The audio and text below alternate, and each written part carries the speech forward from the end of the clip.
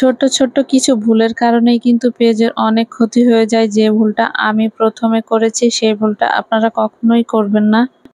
প্রথম দিকে যখন পেজ শুরু করেছিলাম তখন কিন্তু আমি সবার পোস্টে গিয়ে আমি আপনাকে ফলো দিয়েছি, আপনি আমাকে ফলো ব্যাক করবেন বা সাপোর্ট করেছি, আমাকে সাপোর্ট করে পাশে থাকবেন বা আমাকে ফলো দিয়ে পাশে থাকবেন, এই টাইপের কমেন্ট কিন্তু আমিও করতাম, কিন্তু আমি বুঝতাম না।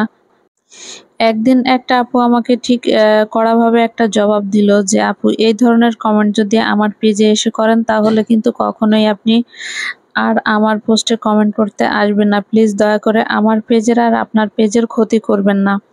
তো এই আমার কমেন্টটার অ্যান্সারটা পাওয়ার পরে কিন্তু আমার মনটা অনেক খারাপ হয়ে গিয়েছিল। তো তারপরে আমি ভাবলাম যেহেতু আপু এই টাইপের কমেন্টের অ্যান্সার দিয়েছে, দেখি আমি একটু ইউটিউবে ঘাটাঘাটি করি।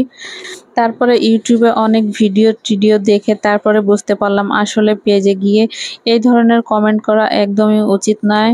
অবশ্য ভিডিও দেখে ভিডিও সম্পর্কিত যেকোনো একটা ভালো কমেন্ট করলে কিন্তু পেজের রিচ এঙ্গেজমেন্ট বাড়ে। আর একটা লাইক দিয়ে আসলেও কিন্তু পেজের রিচ এঙ্গেজমেন্ট বাড়ে। কিন্তু এখন দেখি আমার পেজে এসেও অনেকে এই ধরনের কমেন্ট করে। তো আমি অবশ্য তাদেরকে কড়া ভাষায় কিছু বলতে পারি না।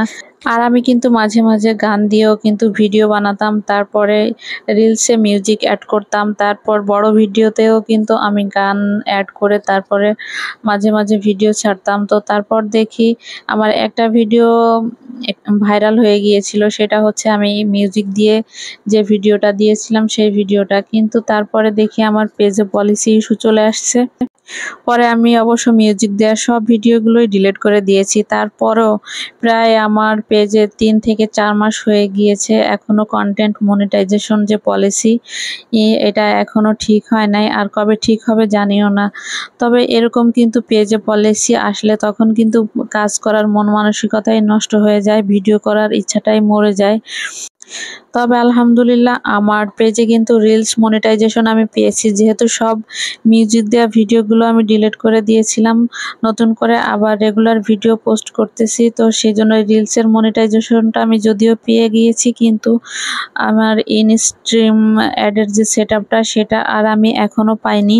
আমার পেজে কিন্তু ৫,০০০ ফলোয়ার অনেক আগেই কমপ্লিট হয়ে গিয়েছে, ওয়াচ টাইমও ভালোই ছিল, ও আস্তে আস্তে যদিও বাড়তেছিল, এখন কিন্তু ওয়াচ টাইমও আস্তে আস্তে কেটে নিচ্ছে। তো জানি না আমার এই পলিসি কবে দূর হবে।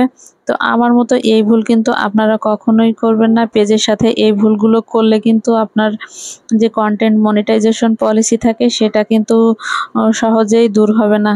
তো সবাই এই জিনিসগুলো মেনে চলার চেষ্টা করবেন।